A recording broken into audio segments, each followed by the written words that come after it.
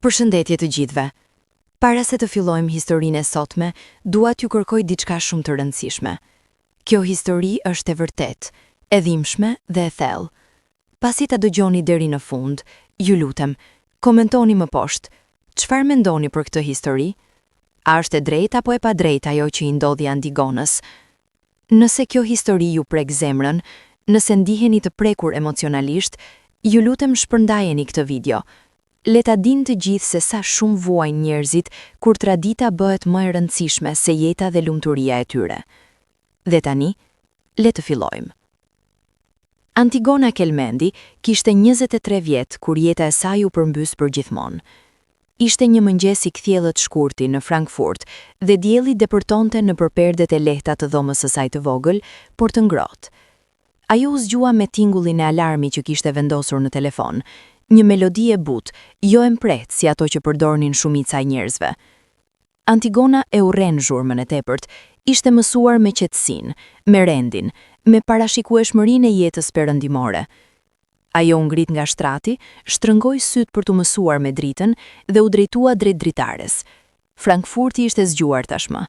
Makinat rrëshqisnin në autostradën e largët, tramvajet lëviznin në kohën e tyre të saktë dhe njerëzit ecnin me hapa të shpejtë drejt punës.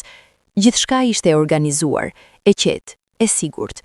Kështu kishte qenë jeta e saj që kur mbante mend veten. Antigona kishte lindur në Gjermani. Prindrit e saj, Gëzim dhe Lule Kelmendi, kishin emigruar në vitet 90, në kohën kur Shqipëria po shkatërrohej nga kaosi ekonomik dhe pasiguria sociale. Ata kishin ikur me shpresën për një jetë më të mirë dhe kishin gjetur atë.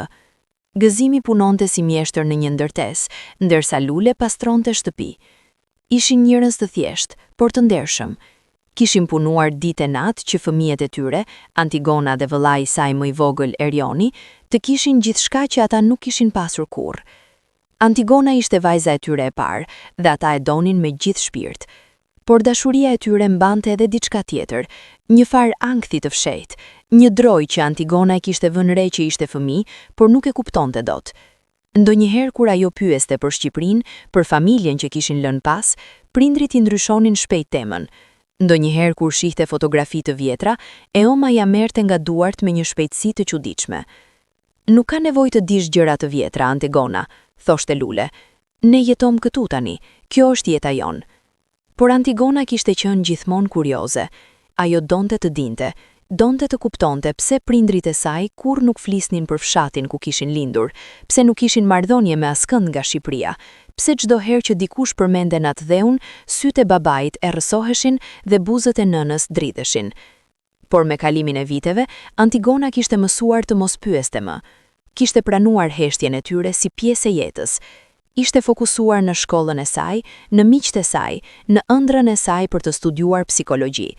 Ajo donte të ndihmonte njerëzit, të kuptonte dhimbjen e tyre, të kuptonte dritë. Shëronte plagët e fshehura. Ndoshta, pa e kuptuar, ishte duke kërkuar të shëronte edhe plagët e familjes së saj.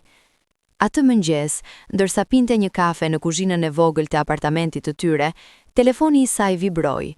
Ishte një mesazh nga Eoma.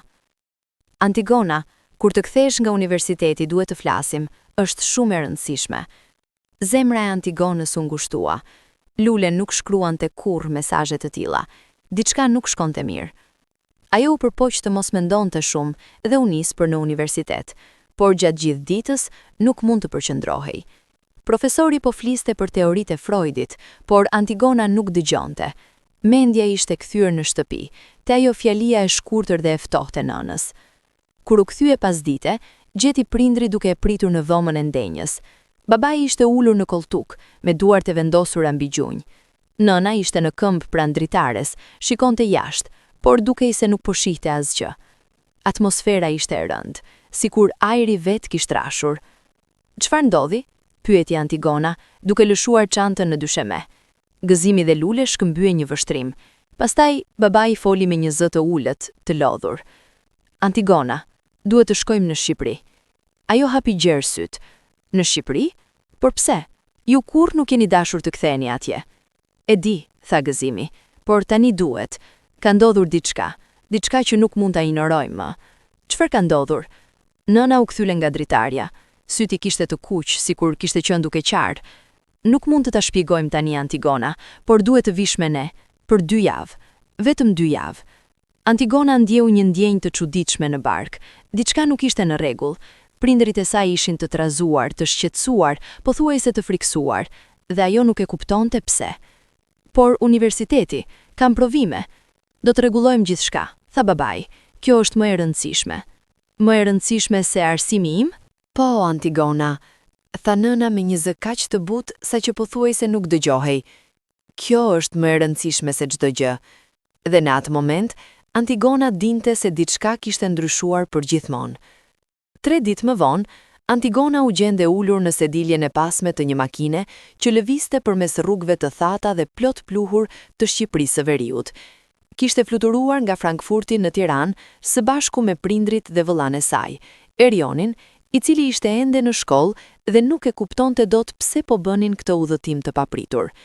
Kur kishin zbritur në aeroport, Antigona kishte ndjerë diçka të çuditshme, një ndjenjë gati mistike, sikur po hynte në një botë që i takonte, por që nuk e njihte.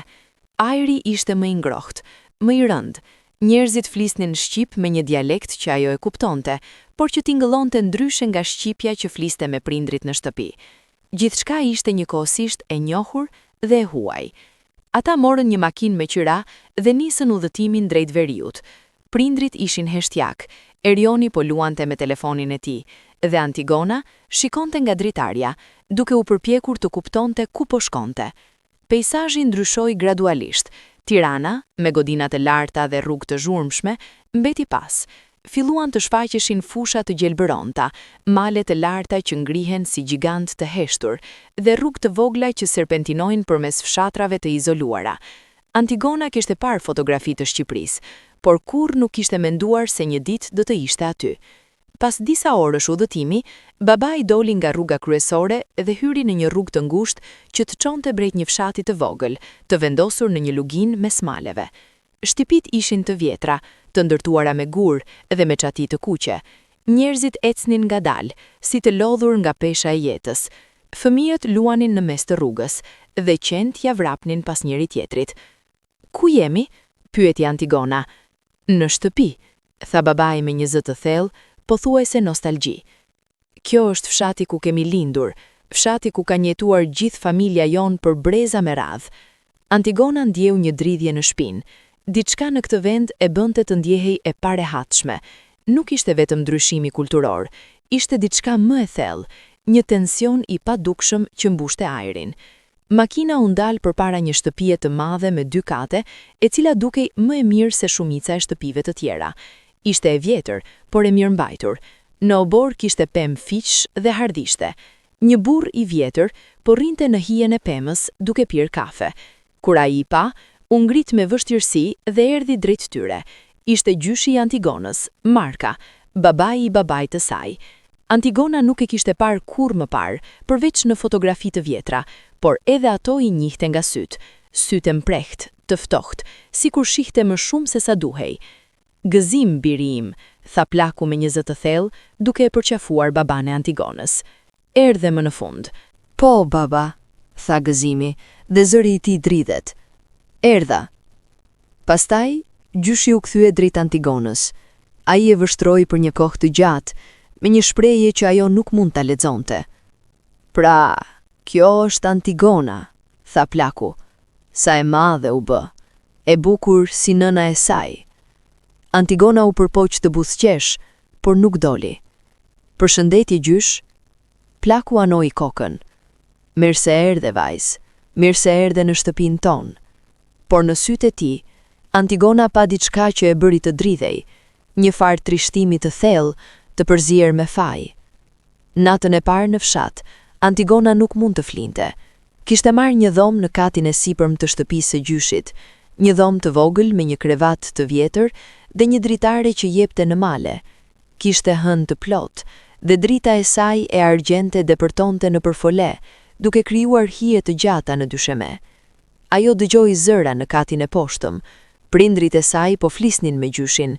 Nuk dëgjonte qartë, por toni ishte i tensionuar, i shqetësuar.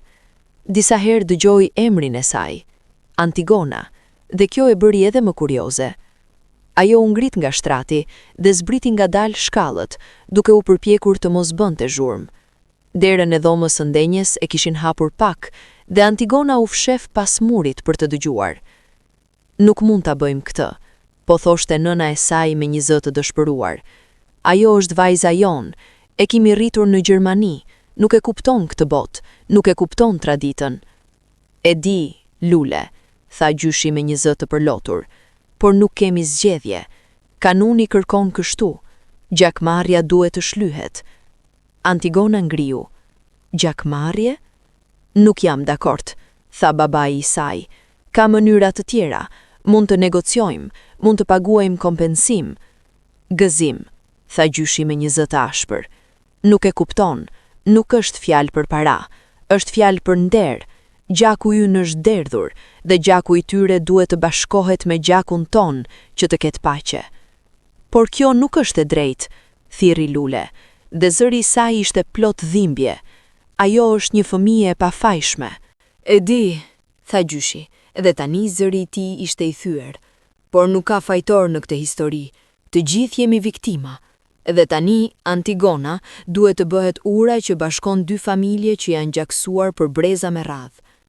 Antigona ndikoi një ftohje që depërtoi thellë në kockat e saj. Zemra i rrahte aq fort sa që mendoi se do ta dëgjonin. Ajo nuk e kuptonte dot ende, por dinte se diçka e tmerrshme po ndodhte.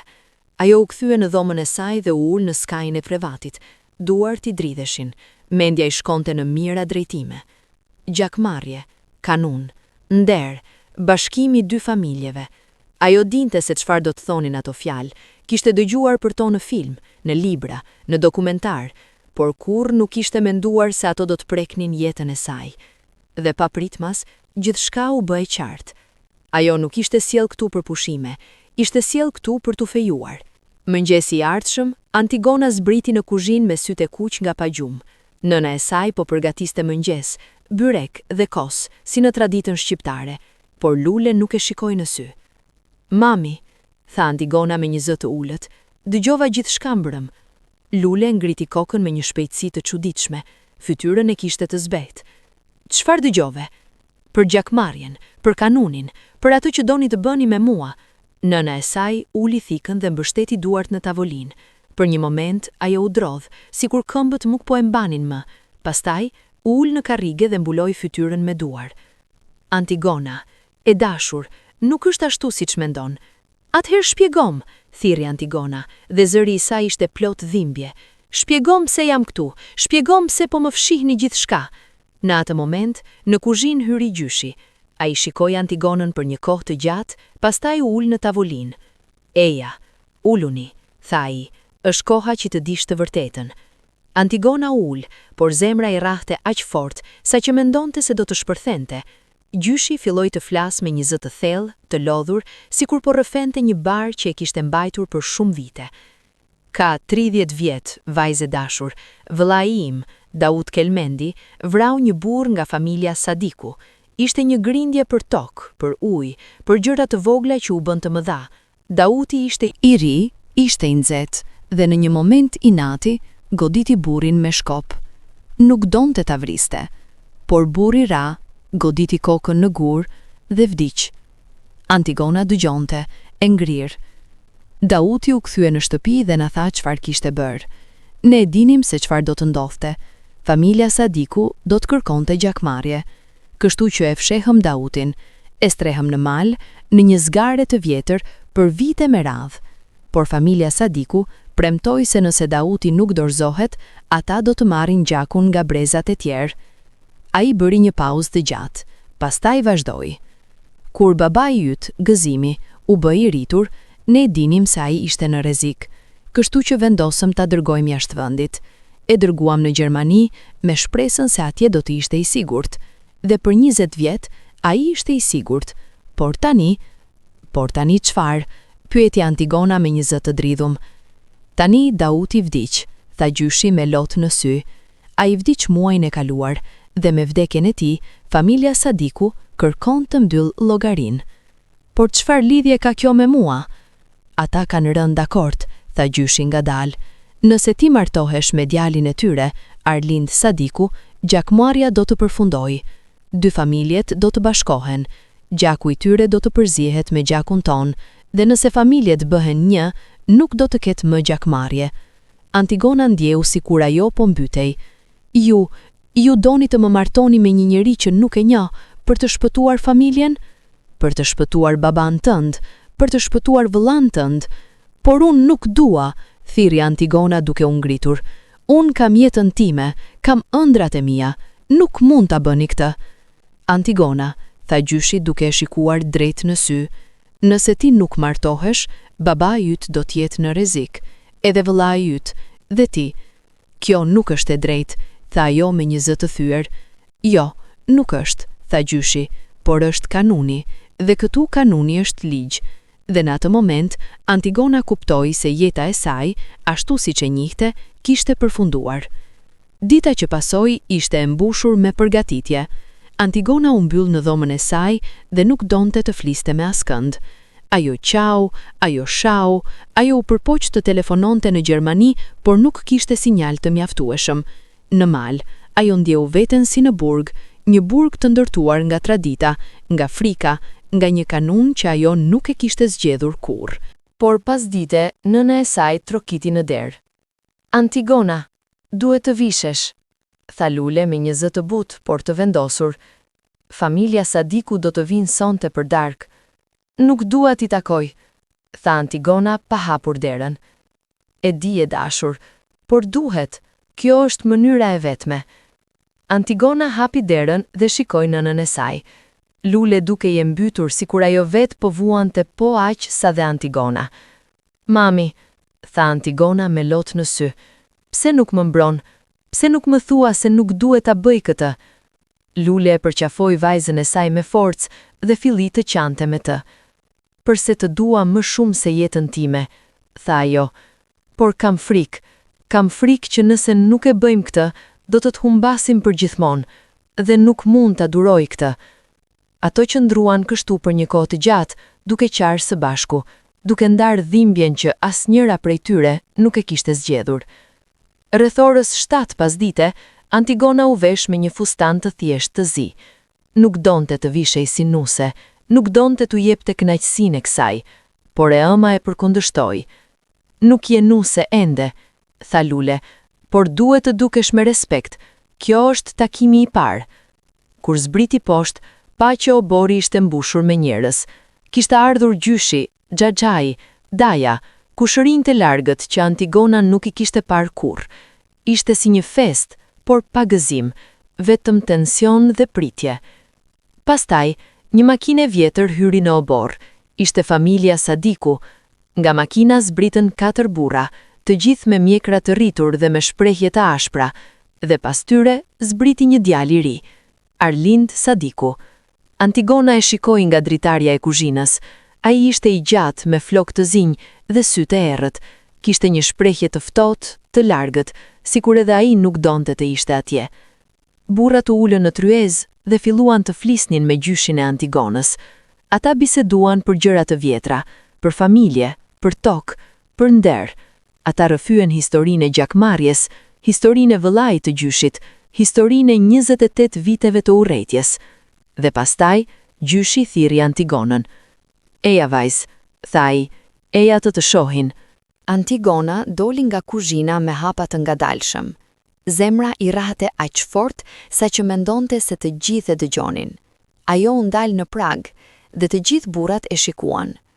Për një moment ishte heshtje e plot. Pastaj, njëri nga burrat, babai i Arlindit, Zef Sadiku, foli. Pra, kjo është vajza që do të shlyej gjakun? Po, tha gjyshi i Antigonës. Kjo është Antigona, vajza e gëzimit. Zef Sadiku e vështroi për një kohë të gjatë, pastaj anoi kokën. Është e bukur, do të jetë nuse e mirë për djalin tim.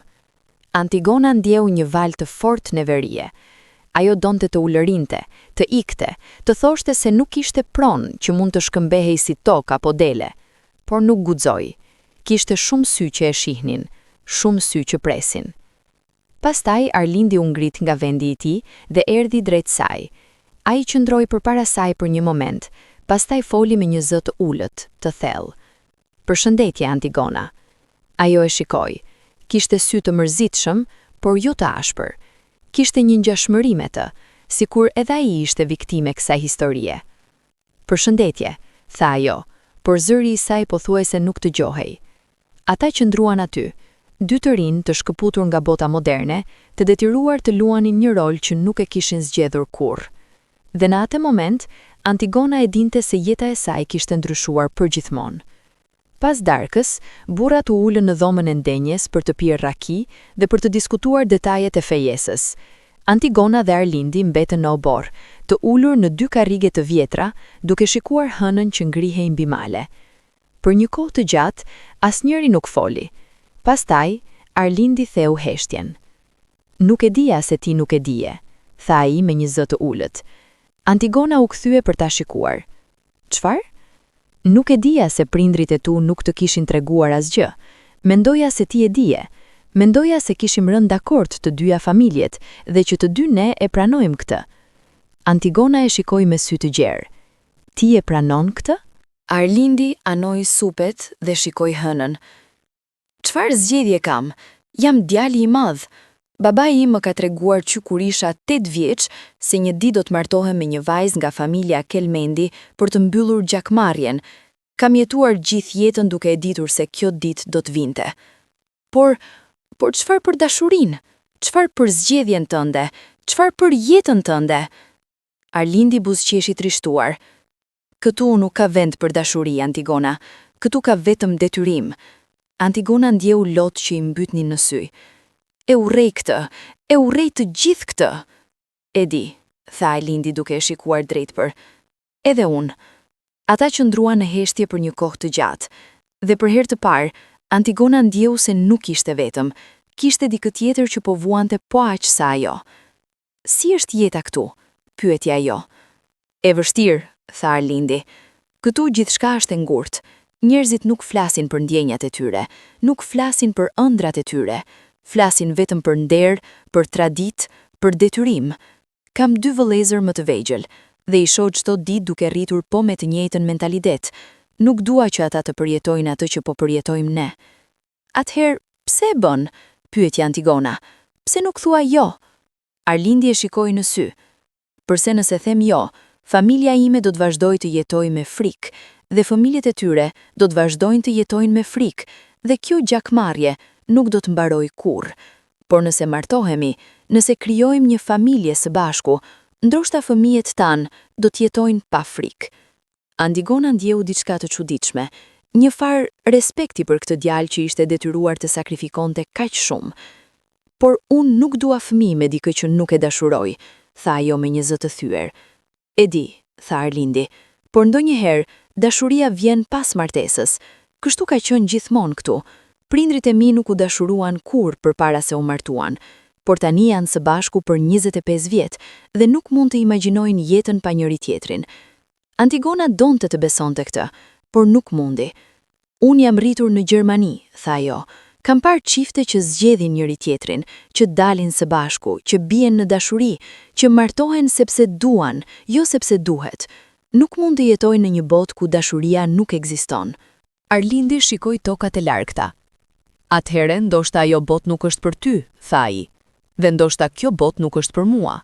Por të dy jemi këtu, dhe të dy duhet të gjejmë një mënyrë për të jetuar me këtë." Antigona ndjeu një dhimbje të thellë në gjoks. Ajo nuk donte t'i urrej Arlindin. Ai nuk ishte armiku i saj. Ai ishte viktim po aq sa ajo. Por nuk mund t'i falnin traditës që i kishte rrëmbyer jetën. "Unë nuk do t'i nënshtrohem kësaj pa luftuar," tha ajo. Arlindi e shikoi dhe për herë të parë ajo pa diçka që i ngjante admirimit në sytë e tij. "E di," tha ai, "dhe nuk të fajsoj." Natën e atij dite, pasi familja Sadiku kishte shkuar, Antigona u takua me prindrit e saj në dhomën e ndenjës. Atmosfera ishte e rëndë, e mbyllur. Babai rrinte me kokën ulur dhe nëna kishte sytë e kuq nga qari. "Duhet të flasim," tha Antigona me një zë të vendosur. "E di, vajzë," tha babai duke ngritur kokën. "E di që je zemëruar." "Zemëruar?" Antigona gati qeshi nga hidhërimi. "Jam më shumë se e zemëruar, baba. Jam e shkatruar. Më keni sjell këtu me gënjeshtra. Më keni shitur si mall. Nuk është kështu, Antigona, tha nëna duke qarë. Ne nuk të shitëm, ne përpeqem të shpëtojmë. Të më shpëtoni? Antigona i shikoi të dy me sy plot dhembje, duke më detyruar të martohem me dikë që nuk e njoh, duke më rrëmbyer jetën time, duke më kthyer në objekt të një tradite që nuk e respektoj. Gëzimi u ngrit dhe shkoi pranë dritares. Ai shikoi jashtë për një kohë të gjatë, pastaj foli me një zë të lodhur. E di që nuk e kupton, Antigona, dhe nuk pres që ta kuptosh, por duhet ta dish se gjithçka që bëjmë, e bëjmë për ty. Nëse ne nuk do të kishim pranuar këtë, familja Sadiku do të kishte vazhduar të na ndjekur, edhe në Gjermani, edhe kudo që do të shkoje. Ti nuk do të ishe kurrë e sigurt. Por si mund të jesh i sigurt duke jetuar në një martesë që nuk e dua? Pyeti Antigona. Sepse të paktën do të jesh gjallë, tha Gëzimi duke u kthyer për ta shikuar. Dhe jeta, Antigona, është gjëja më e rëndësishme. Antigona ndjeu diçka të thyhej brenda saj. Ajo e dinte se babai i saj po vuante. Ajo e dinte se nëna e saj po vuante. Por kjo nuk e bënte më të lehtë të dhimbjen.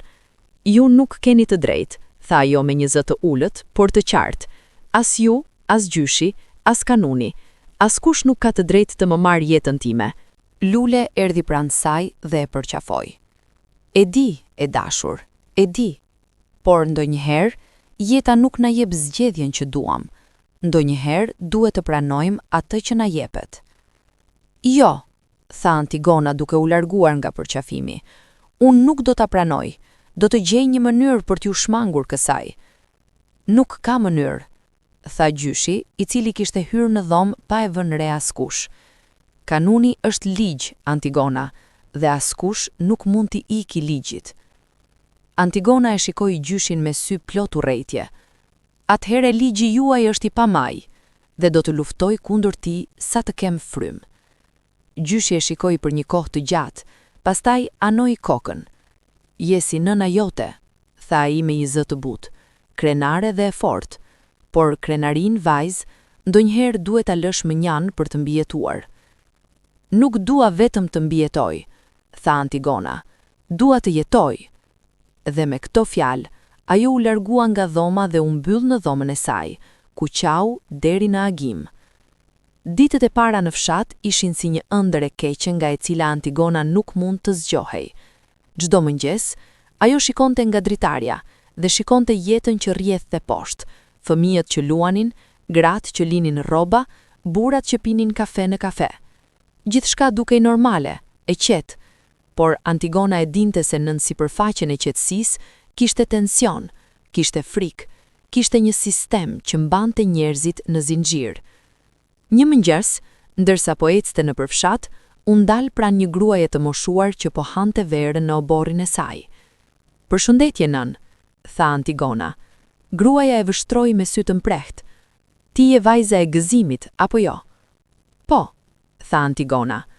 Gruaja anoi kokën dhe vazhdoi të hanë. Dëgjova se do të martohesh me djalin e Sadikëve. Antigona ndjeu një dhimbje në gjoks, por nuk tha asgjë. Është mirë, tha gruaja. Është koha që gjakmaria të mbaroj. Shumë gjak është derdhur në këtë fshat. Shumë jetë janë humbur. Ndoshta ti do të jesh shpëtimtarja. Nuk dua të jem shpëtimtare, tha Antigona me një zë të ulët. Gruaja e shikoi me një shprehje të çuditshme, një përzierje trishtimi dhe mirëkuptimi. E di, vajzë, por ndonjëherë ne nuk zgjedhim rolin ton. Roli na zgjidhet, dhe e vetmja pyetje është, a do ta luajmë me dinjitet apo do të luftojmë derisa të shkatrohemi. Antigona nuk tha asgjë. Ajo vetëm ecte më tutje, duke ndjehur se çdo hap e thellonte në një botë nga e cila nuk mund të ikte. Një pasdite, ndërsa po rrinte në obor, vllai i saj, Erioni, erdhi dhe u ul pranë saj. Ti do të martohesh apo jo? Pyeti ai me një zë të vogël.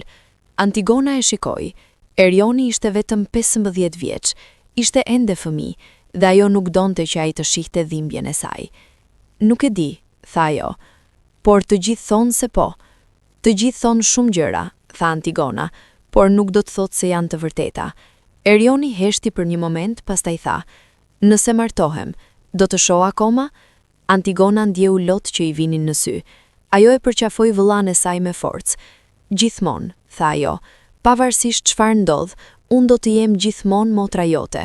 Erioni e përqafoi edhe ai dhe ata qëndruan kështu për një kohë të gjatë, dy fëmijë që kishin humbur pafajësinë e tyre nën peshën e traditës. Një javë pas takimit të parë, gjyshi thirri Antigonën në dhomën e tij.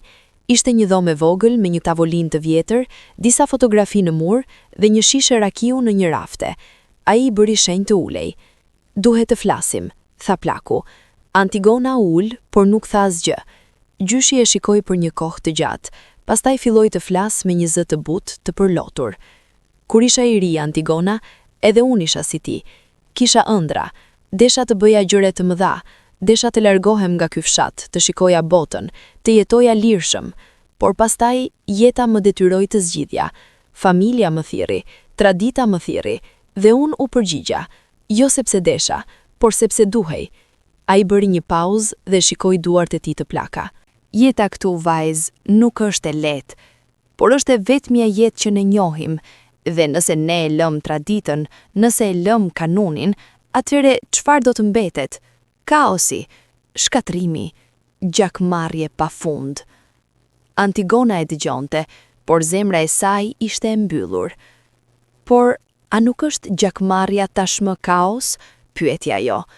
"A nuk është shkatrimi të detyrosh njerëzit të martohen kundër vullnetit të tyre? A nuk është padrejtësi të heqësh lirinë e dikujt për të mbrojtur ndonjë nder imagjinar?" Gjyshi anoi kokën. "Nderi nuk është imagjinar, Antigona. Nderi është gjithçka. Pa nder, ne nuk jemi asgjë." "Jo," tha Antigona me një zë të fortë. "Ne jemi njerëz, dhe njerëzit meritojnë lirinë e tyre, meritojnë dashurinë e tyre, meritojnë të zgjedhin jetën e tyre." Gjyshi e shikoi me një shprehje të dhimbshme. "Ke të drejtë, vajzë, por bota nuk funksionon me të drejtën, funksionon me fuqinë. Dhe këtu, forca është tradita." Antigona u ngrit nga vendi i saj. "Atëherë unë do të luftoj kundër kësaj force," tha ajo. "Edhe nëse jam vetëm, edhe nëse humbas, do të luftoj." Gjyshi u ngrit edhe ai dhe i vuri dorën në supë. "E di," tha ai me një zë plot të dhimbje, "dhe pikërisht për këtë arsye, ti do të jesh më e fortë se ne të gjithë." Atë natë, Antigona nuk flinte. Ajo shikonte tavanin dhe mendonte për jetën e saj, për Gjermaninë që kishte lënë pas, për miqtë e saj që ndoshta nuk do t'i shihte më, për universitetin që ndoshta nuk do ta përfundonte, dhe mendoi për Arlindin, për burrin që do t'i detyrohej të martohej, për jetën që do t'i detyrohej të jetonte. Dhe në atë moment, ajo vendosi diçka. Ajo vendosi se nuk do t'i dorëzohej kështu lehtë. Ajo do të gjente një mënyrë për të luftuar. Ajo do të gjente një mënyrë për t'i thënë botës se kjo nuk ishte e drejtë, edhe nëse duhej të sakrifikonte gjithçka. 2 ditë më vonë, Antigona dhe Arlindi u takuan përsëri. Këtë herë ishte një takim i organizuar nga familjet, por të dy e dinin se ishte vetëm një shfaqje. Ata u ulën në të njëjtin vend si herën e kaluar, në obor, nën hën. "Si je?" pyeti Arlindi. "Keq," tha Antigona pa hezituar. Arlindi buzëqeshi trishtuar. "Të paktën je sinqert." "Nuk kam më energji për gënjeshtra," tha Antigona. Ata qëndruan në heshtje për një moment, pastaj Antigona tha: "A do ta bësh vërtet këtë? A do të martohesh me mua edhe nëse unë nuk të dua?" Arlindi e shikoi drejt në sy. "Po," tha ai, "por jo sepse dua të bëj të vuash, por sepse nëse nuk e bëj, familja ime do të vazhdoj të vuaj, dhe nuk mund ta duroj." "Por çfarë për mua?" pyeti Antigona me një zë plot dhimbje. "Çfarë për vuajtjen time?" Arlindi shikoi në tokë. "E di që është e padrejtë," tha ai, "por nuk e di çfarë tjetër të bëj." Antigona ndjeu një val të fortë të dhimbjes. Ajo nuk e urrente Arlindin. Ai nuk ishte monster. Ai ishte thjesht një djalë i ri që ishte robëruar po aq sa ajo. "Arlind," tha ajo, "çfarë do të ndodhte nëse të dy ne thoshim jo? Nëse të dy ne u largojmë?" Arlindi e shikoi me sy të gjerë. "Nuk mund. Familja ime do të më konsideronte tradhtar." "Por a nuk je tradhtar tashmë duke mu martuar me mua pa dashuri?" Arlindi heshti për një kohë të gjatë, pastaj tha: Ndoshta, për të paktën kështu, familja ime do të ketë paqe, dhe ndoshta me kalimin e kohës, ne do të gjejmë një mënyrë për të jetuar së bashku. Unë nuk dua një jetë ku vetëm mbijetoj, tha Antigona. Dua një jetë ku jetoj me të vërtet. Arlindi anoi kokën. Atëherë, ne kur nuk do t'jemi të lumtur së bashku, tha ai me një zë të fyer. Antigona ndjeu lot që i vini në sy. E di, tha ajo, dhe kjo është pjesa më e dhimbshme e të gjithë kësaj. Ata qëndruan aty për një kohë të gjatë, dy shpirtra të humbur në një botë që nuk i donte, duke u përpjekur të gjejnë një mënyrë për të jetuar me dhimbjen që u ishte imponuar. Një ditë, ndërsa Antigona po ecte në përfshat, dëgjoi dy gra të moshuara duke biseduar në prag të një shtëpie. Kjo vajza e gëzimit, a e di që nuk e do? Thoshte njëra. E di, tha tjetra. Por çfarë rëndësie ka? Martesa nuk është për dashumi, është për familje. Po, ke të drejtë, por përsëri, e saj është vajzë e Gjermanisë, nuk e kupton traditën tonë. Atëherë do ta mësoj si të gjitha gratë e tjera. Antigona ndjeu një dhimbje të thellë në gjoks. Ajo nuk donte të mësonte. Ajo nuk donte të bëhej si gratë e tjera që kishin heshtur gjithë jetën e tyre. Ajo u largua shpejt dhe shkoi drejt një fushe të madhe jashtë fshatit. Atje, ajo ul në bar dhe filloi të qarë. Qau për veten, për jetën që kishte humbur, për ëndrrën që ishte shkatruar. Dhe ndërsa po qante, dëgjoi një zë. Pse qan, vajz? Ajo u kthye dhe pa një burr të vjekër që po rrinte pranë një peme. Sepse jeta ime është shkatruar, tha Antigona. Burri e shikoi me sy plot mençuri. Jeta e gjithë secilit është shkatruar në një mënyrë apo në një tjetër, tha ai. Por ajo që na bën të gjallë është mënyra se si reagojmë ndaj shkatrimit. Antigona e shikoi. Çfarë do të thotë kjo? Do të thotë, tha burri, se nëse ti lë që dhimbja të shkatroj, atëherë ke humbur, por nëse e përdor dhimbjen për të bërë diçka të madhe, atëherë ke fituar. Antigona nuk e kuptonte plotësisht, por diçka në fjalët e tij i dha forcë. Faleminderit, tha ajo. Burri buzëqeshi dhe u largua, duke e lënë Antigonën të mendonte për fjalët e tij. Atë natë, Antigona u takua me prindrit e saj dhe u tha diçka që ata nuk e prisnin. Unë do ta bëj, tha ajo. Nëna dhe babai e shikuan me sy të gjerë.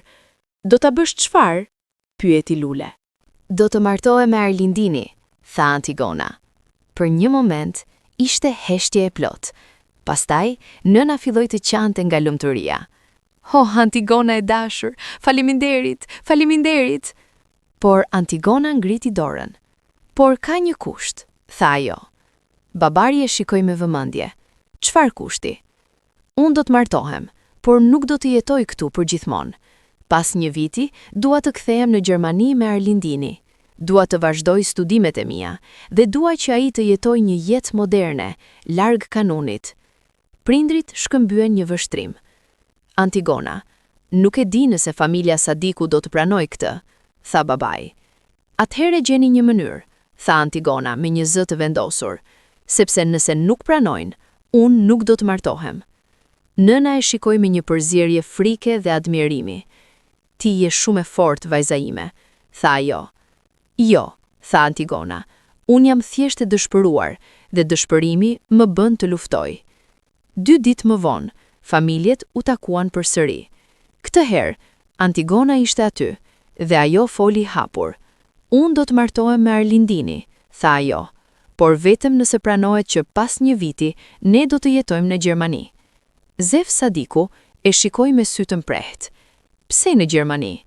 Sepse atje kam jetën time, tha Antigona.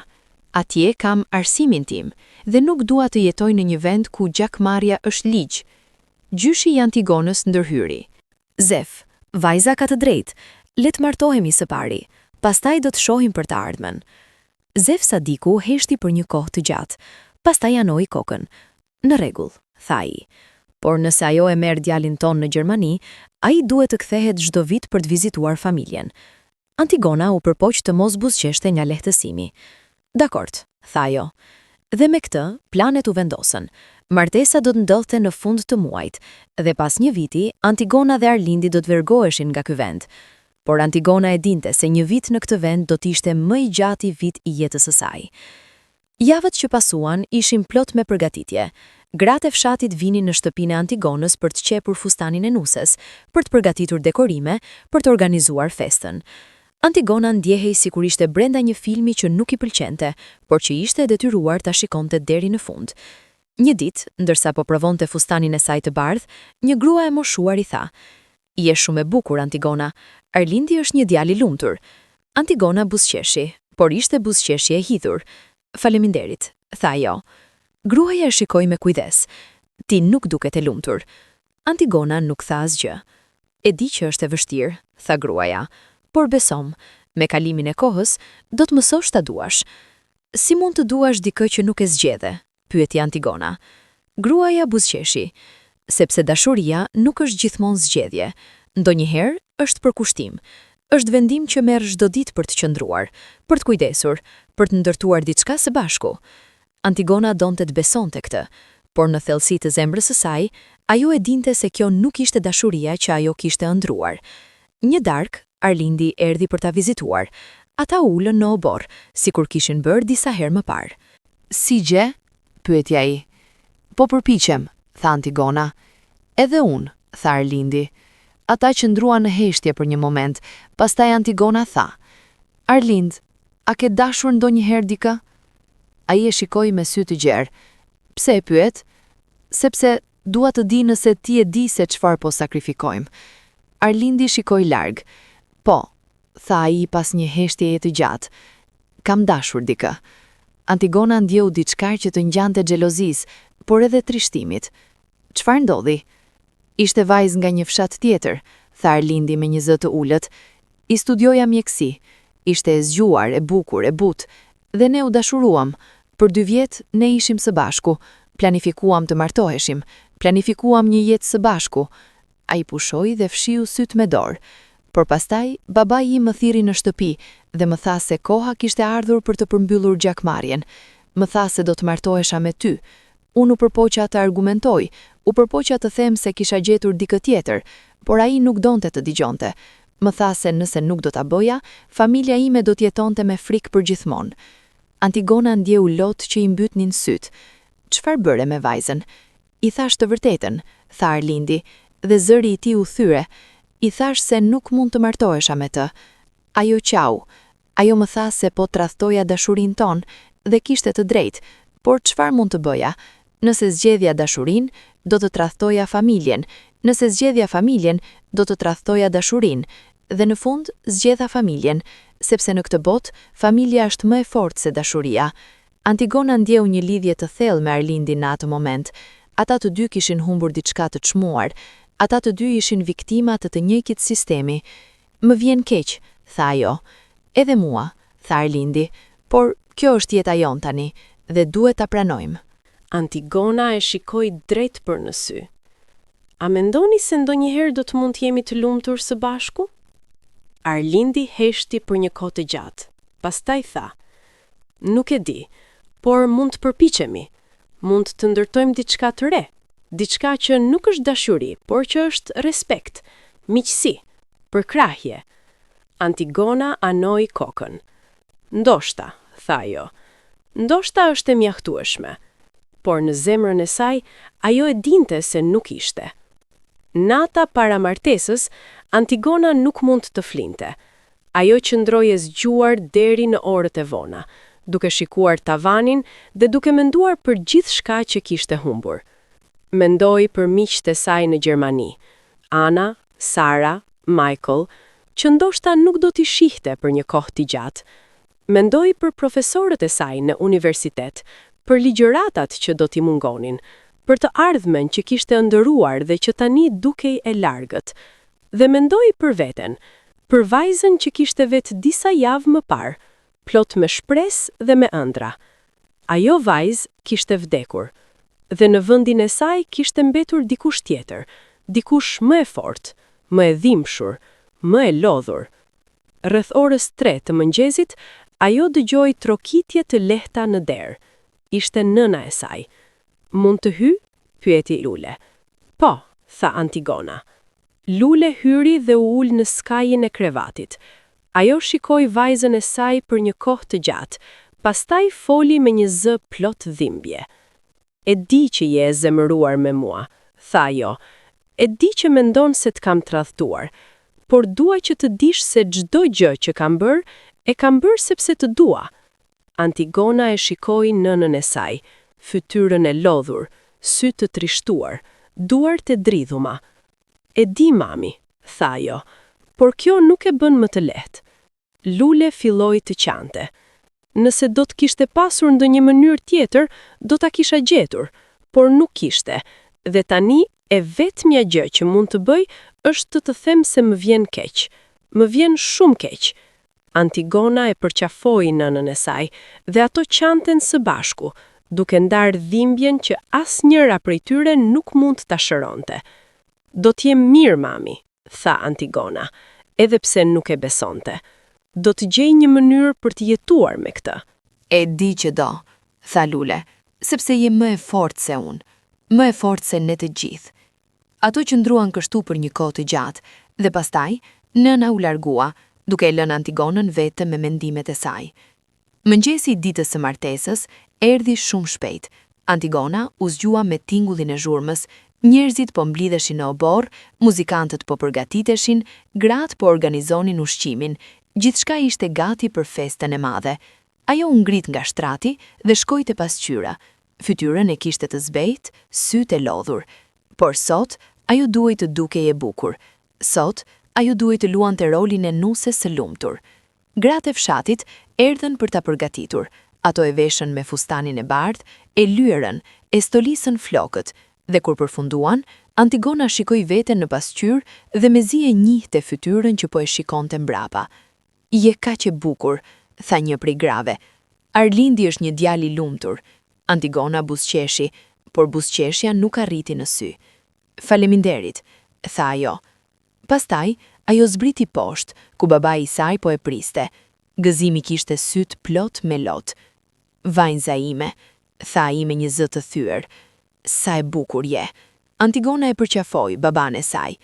Faleminderit, baba, tha ajo, për gjithçka. Edhe për gabime. Gëzimi e mbajti fort dhe qau në krahun e saj.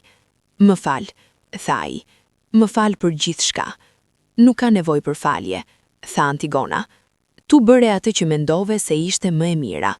Ceremonia u mbajt në sallën e fshatit, një ndërtesë e madhe e vjetër me trara druri dhe mure guri. Kishte 10 njerëz, familjar, fqinj, njerëz që Antigona nuk i kishte parë kurrë. Të gjithë ishin veshur me rroba tradicionale dhe atmosfera ishte festive, por edhe solemne. Arlindi ishte aty, i veshur me një kostum të zi. Ai duke i bukur, por edhe i trishtuar. Kur Antigona hyri, ai e shikoi, dhe për një moment, sytë e tyre u takuan. Dhe në atë takim sysh, ata ndanë diçka që askush tjetër nuk mund ta shihte. Një dhimbje të përbashkët, një kuptim të heshtur. Ceremonia ishte e shkurtër. Një plak i moshuar, një lloj prifti i fshatit, foli për traditën, për familjen, për përmbylljen e gjakmarrjes. Ai i bekoi dhe u tha se tani ata ishin një. Dhe me këtë, Antigona dhe Arlindi u bën bashkëshort. Nuk kishte puthje, nuk kishte përqafim romantik. Kishte vetëm dy të rinj që qëndronin pranë njëri tjetrit, të robëruar nga një traditë që ata nuk e zgjodhen kurrë. Festa vazhdoi deri në orët e vona të natës. Kishte muzikë, vallëzim, ushqim, raki.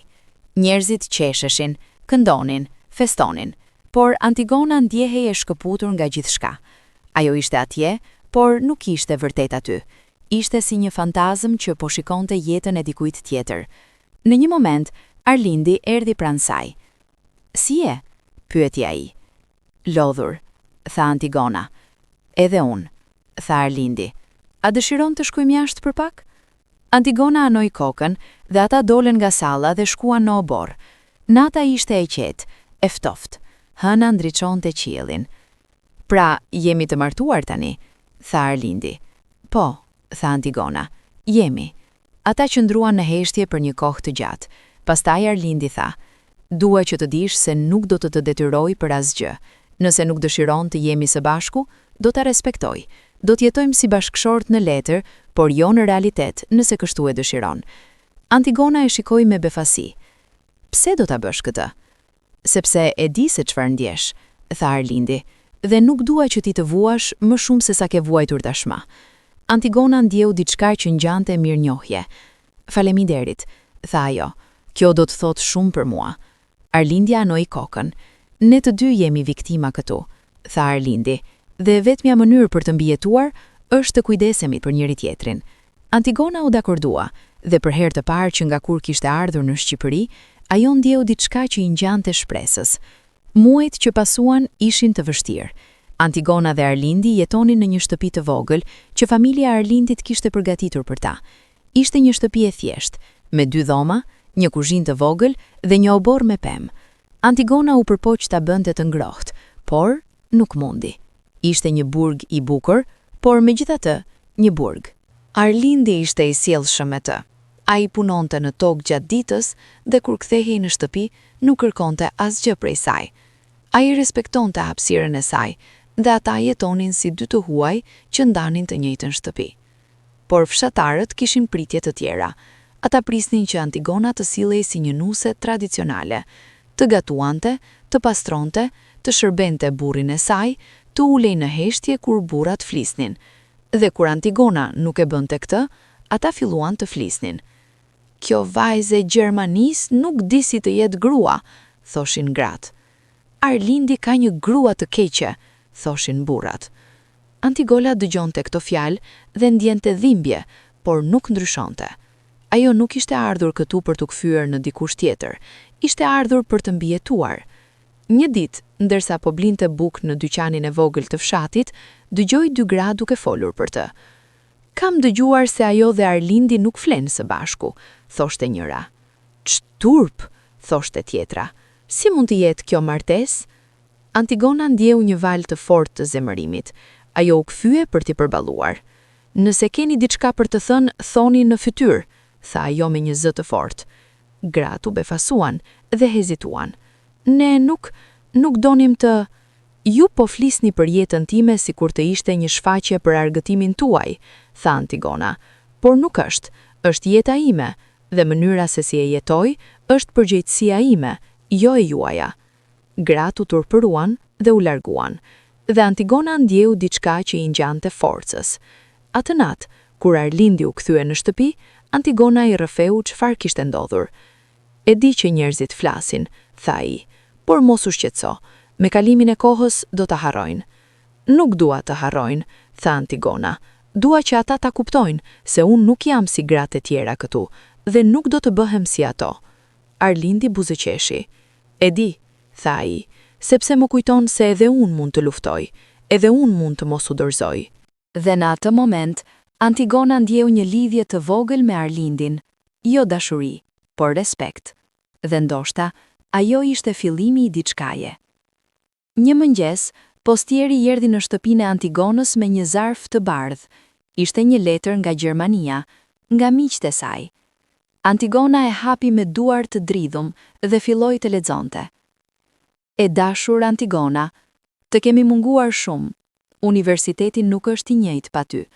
Profesorët pyesin për ty. Ne të gjithë shpresojmë që të kthehesh shpejt.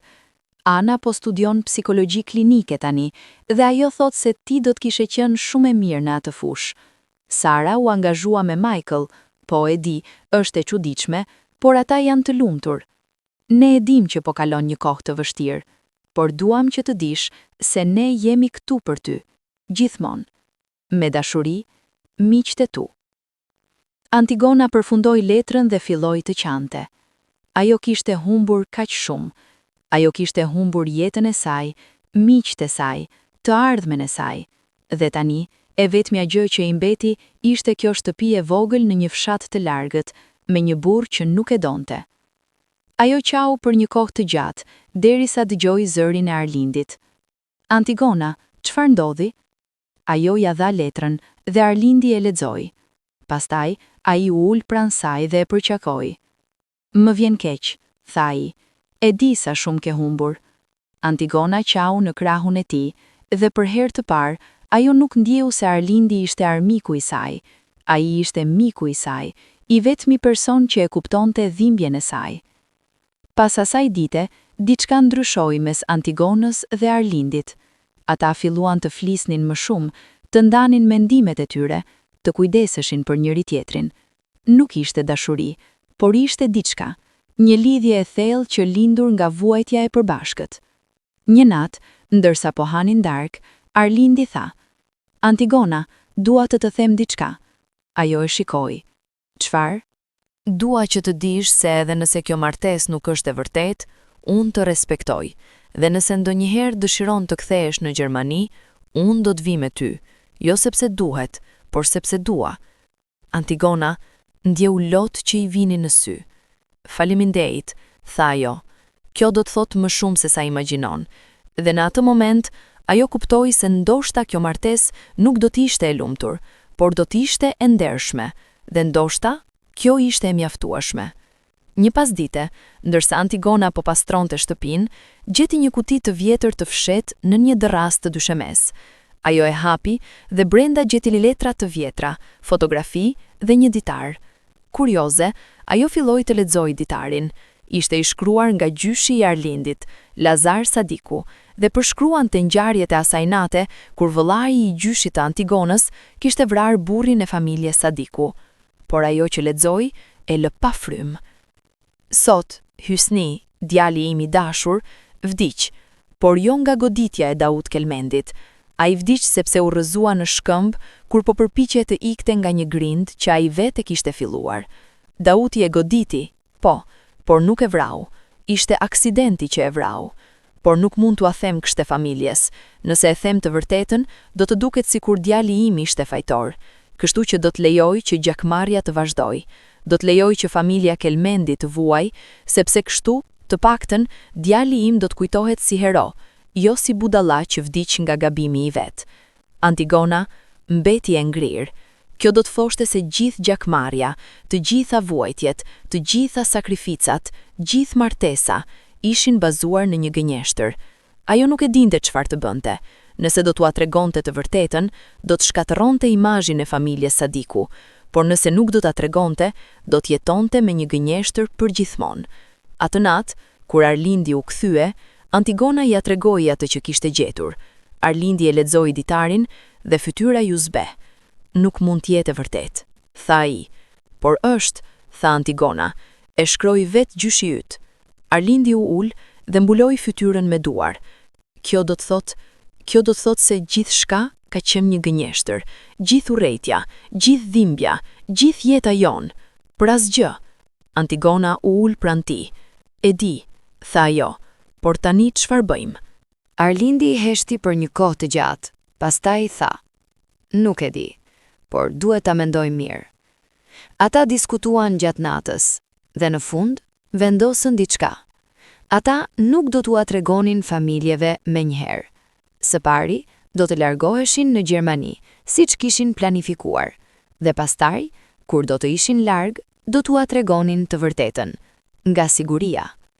Por kjo do të thoshte se ata do të duhet të jetonin me këtë sekret për një vit të tërë, dhe kjo do të ishte viti më i vështirë i jetës së tyre. Koha filloi të kalonte ngadalë. Antigona dhe Arlindi përpiqeshin të jetonin sa më normalisht që mundnin, por sekreti që mbanin i bënte gjithçka më të vështirë. Çdo herë që shihnin familjet e tyre, ndiheshin si tradhtar. Çdo herë që dëgjonin për gjakmarrjen, ndiheshin të mbytur nga faji. Por ata mbanin heshtjen, sepse e dinin se nëse do të flisnin tani, do të shkaktohej një shpërthim, dhe ata nuk ishin gati për këtë. Një ditë, nëna e Antigonës erdhi për ta vizituar. Ajo solli ushqim dhe u ul me ta për të pirë kafe. "Si e Antigona?" pyeti Lule. "Mirë," tha Antigona, edhe pse nuk ishte e vërtetë. Lule e shikoi me kujdes. "Ti nuk duket mirë, po ndodh diçka?" Antigona donte t'ja tregonte të vërtetën, donte t'ja thoshte se gjithçka kishte qenë një gënjeshtër, se ajo kishte sakrifikuar jetën e saj për asgjë, por nuk guxoi. "Jo, mami," tha ajo, "jam vetëm e lodhur." Lule e përqafoi. "E di që është e vështirë," tha ajo, por do të kaloj, dhe kur të shkosh në Gjermani, do të ndihesh më mirë. Antigona shpresonte se ishte e vërtet, por në thellësi të zemrës, ajo e dinte se dëmtimi që ishte bërë nuk do të shërohej kurrë plotësisht. Muaji 10 erdhi me një ngjarje të papritur. Një mbrëmje, Antigona dhe Arlindi morën një telefonat nga babai i Arlindit. "Duhet të vini në shtëpi," tha Zef Sadiku me një zë të rënduar. "Ka ndodhur diçka." Ata shkuan me një herë. Kur arritën, gjetën të gjithë familjen e mbledhur. Kishte tension në ajër. "Çfarë ndodhi?" pyeti Arlindi. Zef Sadiku mori frym thellë. "Familja Kelmendi po thotë se duan të heqin dorë nga marrëveshja. Thonë se po planifikojnë të kthehen në Gjermani për gjithmonë dhe se nuk duan më të kenë lidhje me ne." Antigona ndjeu zemrën që i rrahte fort. Kishte diçka që po ndodhte dhe ajo nuk e kuptonte. "Pse po thon kështu?" pyeti Arlindi. "Nuk e di," tha Zef, "por kjo është një fyerje. Nëse ata largohen, do të thotë se martesa ishte një mashtrim dhe ne nuk mund ta lejojmë këtë." Antigona ndjeu frikë. Diçka ishte duke shkuar keq. Kur u kthye në shtëpi, Antigona telefonoi mënën e saj. "Mami, çfarë po ndodh? Pse po flisni për t'u larguar?" Lule heshti për një moment, pastaj tha: "Antigona, ne duam të të shpëtojmë. Duam të të marrim larg nga ky vend përpara se të jetë shumë vonë." "Por çfarë do të thotë kjo? Do të shkaktoni një luftë të re." "E dim," tha Lule me një zë plot dhimbje, "por nuk mund të të shikojmë duke vuajtur më. Ke vuajtur mjaft." Antigona ndjeu lot që i vini në sy. "Mami, ju nuk mund ta bëni këtë. Do të shkatroni gjithçka." "Ndoshta," tha Lule, "por të paktën do të jesh e lirë." Dhe telefoni u mbyll.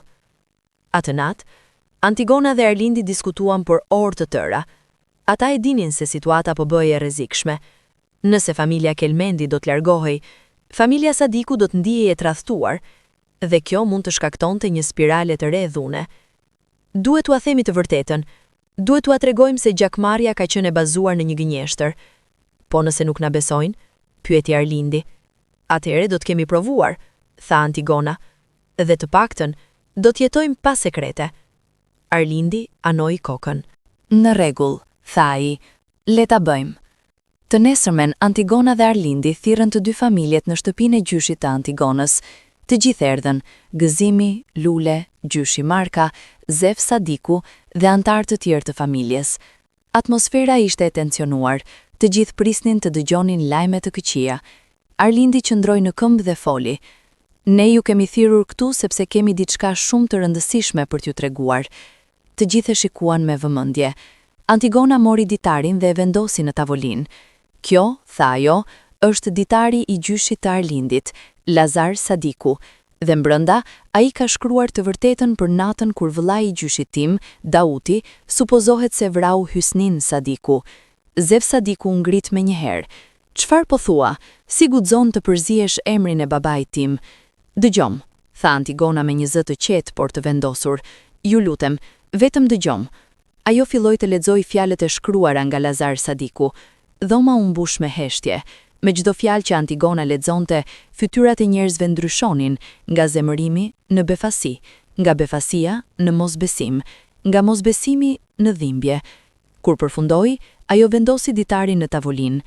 "Gjyshi juaj e dinte të vërtetën," tha ajo. "Ai e dinte se Dauti nuk e kishte vrarë Hysnin, por ai zgjodhi të gënjej për të mbrojtur nderin e familjes, dhe për shkak të asaj gënjeshtre, ne kemi vuajtur për 30 vjet.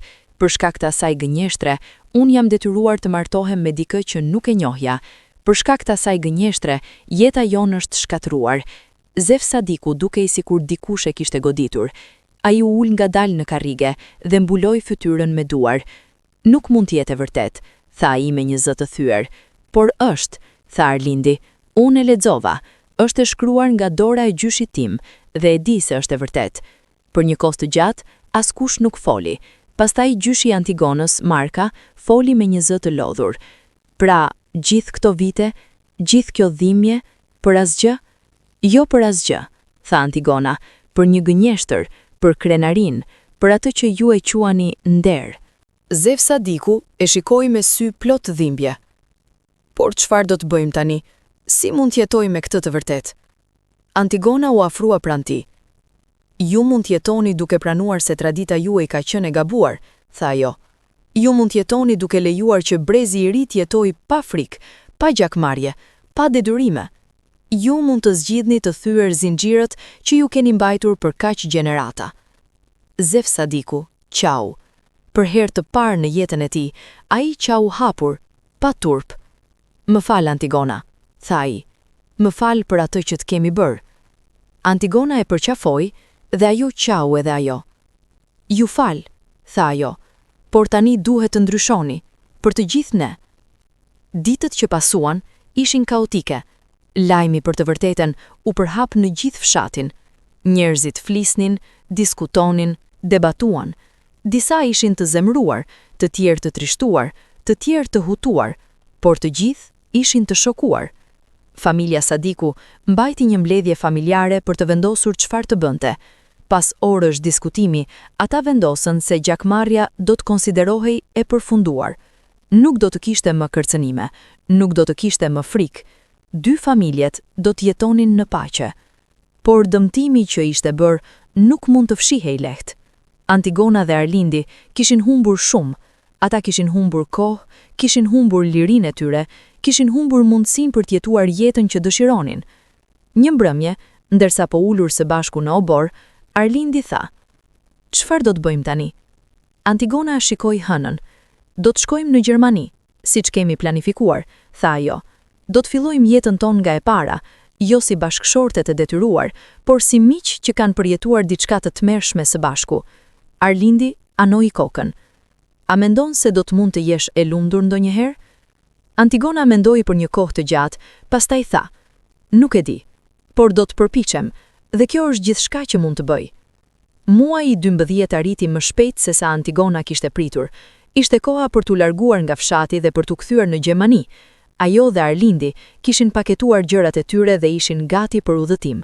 Dita e largimit ishte e dhimbshme. Familjet erdhën për t'i përcjell. Kishte lot, përqafime, fjalë lamtumire. Por kishte edhe diçka tjetër. Një farë lehtësimi, një farë shprese që ndoshta, me kalimin e kohës, plagët do të shërohen. Nëna e Antigonës e përqafoi me forcë. "Kujdesu për veten e dashur," tha Lule, "dhe mos harro se ne të duam shumë." "E di, mami," tha Antigona, "edhe unë ju dua." Babai i saj nuk foli shumë. Ai vetëm e mbajti për një kohë të gjatë dhe qau në heshtje. Gjyshi i saj erdhi dhe i vuri dorën në kokë. "Je më e fortë se të gjithë ne," tha ai, "edhe për këtë jam krenar." Antigona ndjeu lot që i vini në sy, por i mbajti brenda. "Faleminderit, gjysh," tha ajo. Kur erdhën te familja e Arlindit, atmosfera ishte e ngjashme. Zef Sadiku e përqafoi djalin e tij dhe i tha: "Kujdesu për gruan tënde. Ajo është një vajzë e fortë dhe e denjë." Arlindi anoi kokën. "Do ta bëj, baba." Nëna e Arlindit qau dhe i tha Antigonës: "Më fal për gjithçka që ke vuajtur dhe faleminderit që pranove të na jepje një shans." Antigona e përqafoi. "Nuk ka nevojë për falje," tha ajo. "Ne të gjithë bëm atë që menduam se ishte më e mira." Dhe pastaj, Antigona dhe Arlindi hipën në makinë që do t'i çonte në aeroport. Kur makina filloi të lëvizte, Antigona shikoi nga dritarja dhe pa fshatin që po largohej ngadalë. Pa malet që kishin qenë dëshmitar të vuajtjes së saj, pa njerëzit që po tundnin dorën për lamtumir. Dhe ajo ndjeu diçka të çuditshme, një përzierje trishtimi dhe lehtësimi. Ajo ishte e lirë. Më në fund, ajo ishte e lirë. Kur aeroplanet u ul në aeroportin e Frankfurtit, Antigona ndjeu diçka që nuk e kishte ndjerë për një kohë të gjatë. Shpresë. Ajo kishte mbijetuar, kishte luftuar, dhe tani kishte një shans për të filluar përsëri. Arlindi ishte pranë saj, i heshtur por i qetë. Ai kishte pranuar të vinte me të në Gjermani, edhe pse e dinte se jeta atje do të ishte sfiduese, por ai donte të provonte. Donte të shihte nëse kishte një jetë jashtë fshatit, jashtë traditës. Ata shkuan në një apartament të vogël që Antigona kishte rezervuar. Ishte thjesht, por i pastër dhe i ngrohtë. Për herë të parë në muaj, Antigona ndjeu se mund të merrte frym lirisht. "Kështu është shtëpia ime," tha ajo duke e shikuar rreth e rrotull. Arlindi buzëqeshi. Është e bukur, tha ai, shumë më e bukur se fshati. Antigona buzëqeshi edhe ajo. Po, tha ajo. Është. Javët e para në Gjermani ishin të vështira për Arlindin. Ai nuk fliste gjermanisht mirë, nuk e kuptonte kulturën, nuk e njihte qytetin. Por Antigona e ndihmoi. Ajo i mësoi gjumën, ja shpjegoi rregullat, ja tregoi qytetin. Dhe ngadalë ai filloi të përshtatet. Antigona u regjistrua përsëri në universitet. Profesorët e saj ishin të lumtur që e shihte përsëri. Miqtë e saj e përqafuan dhe e mirëpritën me gëzim. Edhe për herë të parë në muaj, Antigona ndjeu se jeta e saj po kthehej në normalitet. Por natën, kur ishte vetëm, ajo ende mendonte për atë që kishte humbur. Ende mendonte për vajzën që kishte qenë para se të shkonte në Shqipëri. Vajzën e pafajshme, plot me ëndra, që nuk e dinte se çfarë do të ndodhte. Ajo vajzë kishte vdekur, dhe në vendin e saj kishte mbetur dikush më e fortë, por edhe më e plagosur. Me kalimin e kohës, marrëdhënia mes Antigonës dhe Arlindit filloi të ndryshonte. Ata jetonin si bashkëshort në letër, por në realitet ishin më shumë si miq. Miq që kishin përjetuar diçka të tmerrshme së bashku, dhe që tani përpiqeshin të shërohen. Arlindi gjeti punë në një ndërtesë. Ishte punë e vështirë, por ai nuk ankohej. Ai donte të kontribonte, të ndjehej dobishëm, dhe Antigona e respektonte për këtë. Një mbrëmje, ndërsa po hanin darkë së bashku, Arlindi tha: Antigona, dua të them diçka. Ajo e shikoi. Çfarë?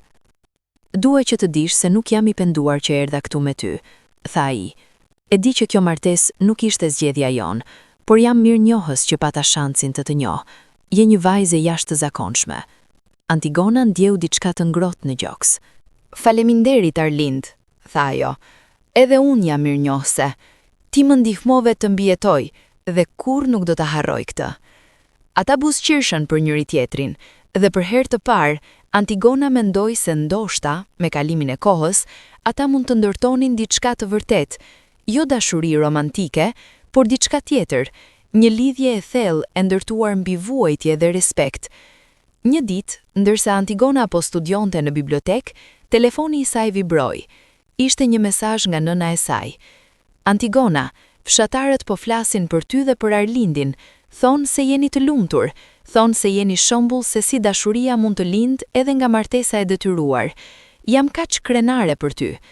Antigona lexoi mesazhin dhe ndjeu një ndjenjë të përzier. Ajo ishte e lumtur që prindrit e saj mendonin se gjithçka ishte mirë, por ajo e dinte të vërtetën, se ajo dhe Arlindi nuk ishin të dashur. Ata ishin thjesht dy njerëz që kishin mësuar të jetonin me dhimbjen e tyre. Por ndoshta kjo ishte mjaft. Ndoshta, në një botë të përsosur, dashuria do të ishte e nevojshme, por në botën reale, mbijetesa ishte gjithçka që mund të shpresonin. Pas disa muajsh në Gjermani, Antigona vendosi të shkonte te një psikolog. Ajo kishte nevojë të fliste me dikë për atë që kishte përjetuar, për dhimbjen që mbante, për humbjen që ndjente. Psikologja ishte një grua e moshuar, e butë, me sy të ngrohtë. Më trego, tha ajo, çfarë ndodhi? Dhe Antigona filloi të rrëfej. Ajo rrëfeu për udhëtimin në Shqipëri, për zbulimin e gjakmarrjes, për fejesën e detyruar, për martesën që nuk e kishte zgjedhur. Ajo rrëfeu për ditarin, për të vërtetën, për sekretin që kishin mbajtur, dhe ajo qau për gjithçka që kishte humbur. Psikologja e dëgjoi me durim, dhe kur Antigona përfundoi, ajo tha: Ti ke përjetuar një traumë të thellë, Antigona, dhe është e rëndësishme që ta pranosh këtë. Jeta jote u rrëmbya, zgjedhja jote u mor, dhe kjo nuk është diçka që mund të injorohet. Por si mund të shëroj? Pyeti Antigona me lot në sy. Duke lejuar veten të ndjesh, tha psikologja, duke lejuar veten të qash, të zemërohesh, të trishtohesh, dhe pastaj duke zgjedhur të vazhdosh, duke zgjedhur të jetosh jo për të tjerët, por për veten. Antigona anoi kokën. Do të përpiqem, tha ajo. E di që do, tha psikologja, sepse ti je e fortë, dhe edhe nëse nuk e ndjen veten e fortë, ti je mbijetuar, dhe kjo është forca më e madhe. Pas asaj seance, Antigona filloi të shkonte rregullisht te psikologja, dhe ngadalë, ajo filloi të shërohet.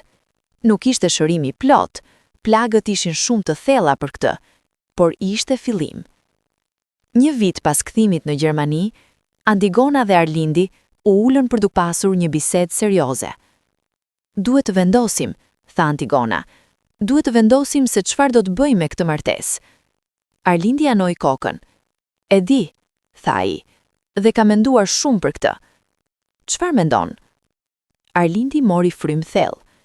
Mendoj se ne nuk duhet të qëndrojmë të martuar vetëm për shkak të traditës, tha ai. Ne duhet të jemi të lirë për të zgjedhur jetën tonë, dhe nëse ti dëshiron të divorcohesh, unë do ta respektoj. Antigona e shikoi me befasi. Ti do të pranoje divorcin? Po, tha Arlindi, sepse ti meriton të jesh e lumtur, dhe nëse ajo lumturi nuk përfshin mua, atëherë është në rregull. Antigona ndjeu lot që i vinin në sy. Ajo nuk e kishte pritur këtë. Kishte menduar se Arlindi do të ruftonte, do të insistonte, do të përpiqej ta mbante atë, por ai po i jepte lirinë. Arlind, tha ajo, je një njeri i mrekullueshëm, dhe nuk e kam thënë kurrë, por jam mirënjohëse që të kam takuar.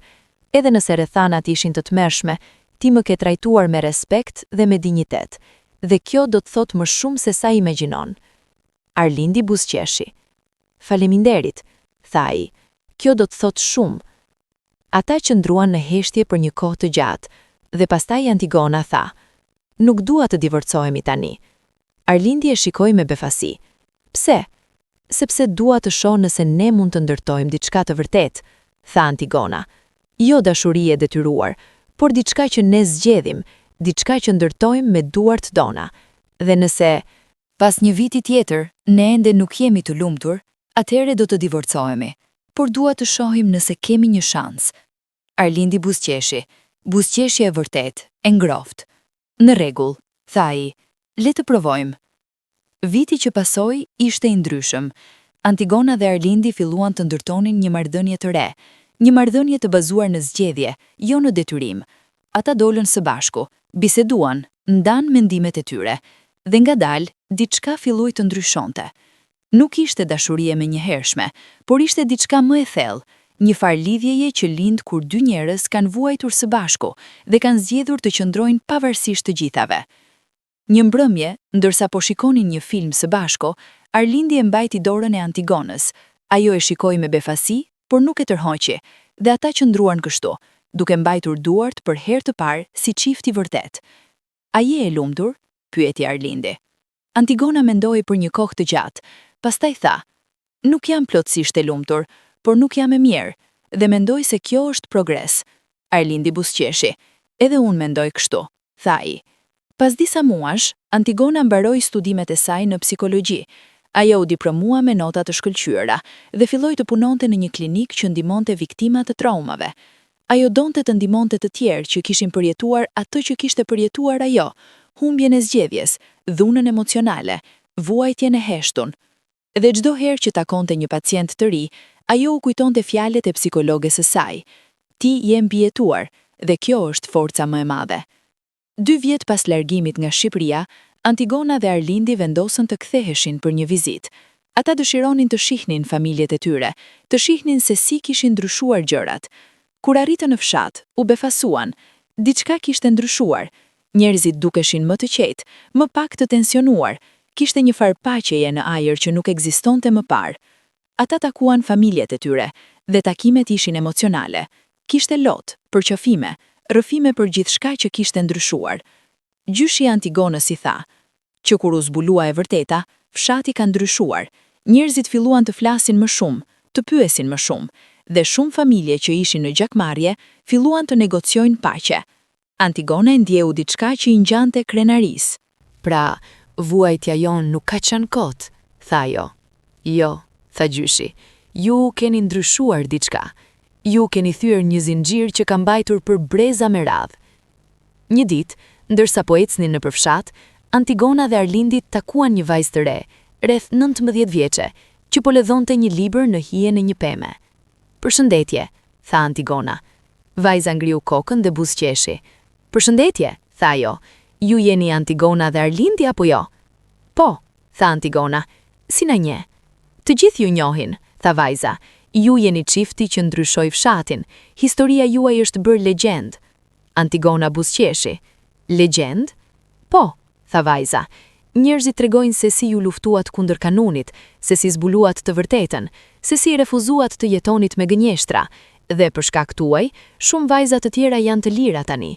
Shumë prindër nuk po i detyrojnë fëmijët e tyre të martohen. Antigona ndjeu lot që i vinin në sy. Ajo nuk e kishte ditur se historia e saj kishte prekur kaq shumë njerëz. Dhe ti? Pyeti ajo. A je e lirë? Vajza buzëqeshi. Po, tha ajo, jam e lirë, dhe po studioj për të bërë mësuese. Kjo është jeta ime, dhe askush nuk mund të më marrë. Antigona e përqafoi vajzën, dhe ato qantën së bashku, qantën nga gëzimi, nga lehtësimi, nga shpresa. Atë natë, Antigona dhe Arlindi qëndruan në oborin e shtëpisë së gjyshit, duke shikuar hënën që ndriçonte qiellin. Mendon se bëm gjën e duhur? Pyeti Arlindi. Antigona mendoi për një kohë të gjatë, pastaj tha: Po, mendoj se bëm. Jo sepse ishte e lehtë, jo sepse ishte pa dhimbje, por sepse ishte e vërtetë, dhe në fund, e vërteta është gjëja e vetme që të çliron. Arlindi anoi kokën dhe e mbajti dorën e saj. A je e lumtur tani? Pyeti ai. Antigona buzëqeshi. Buzëqeshi e vërtet, e ngrohtë. Po, tha ajo, më në fund jam e lumtur. Dhe ndërsa qëndronin aty, nën hënë, Antigona mendoi për gjithë udhëtimin e saj. Mendoi për vajzën që kishte qenë, të pafajshme, plot me ëndra. Mendoi për dhimbjen që kishte përjetuar, për humbjen që kishte ndjerë, për vuajtjen që kishte duruar. Përmendoi edhe për forcën që kishte gjetur, për zërin që kishte gjetur, për të vërtetën që kishte zbuluar. Ajo kishte humbur shumë, por kishte fituar diçka edhe më të çmuar, veten e saj, dhe askush nuk mund ta merrte këtë prej saj. Kjo është historia e Antigonës, një vajzë që u lind në Gjermani, që u qua në Shqipëri për pushime dhe që u gjend e robëruar nga një traditë që nuk e kishte zgjedhur kurrë. Por kjo është edhe historia e shpresës, shpresa se edhe në errësirën më të thellë ekziston drita, edhe në zinxhirët më të fortë ekziston liria. Tani ju pyes, a ishte e drejtë ajo që i ndodhi Antigonas? A duhet tradita të jetë mbi lirinë e individit? A mund të shlyhet gjaku me gjakun e tjetrit? Komentoni më poshtë, shprehni mendimin tuaj, dhe nëse kjo histori ju ka prekur, shpërndajeni që të tjerët ta dinë se sa shumë vuajnë njerëzit, kur tradita bëhet më e rëndësishme se jeta dhe lumturia e tyre. Faleminderit për dëgjimin dhe kujtoni, ju gjithmonë meritoni lirinë tuaj. Gjithmonë.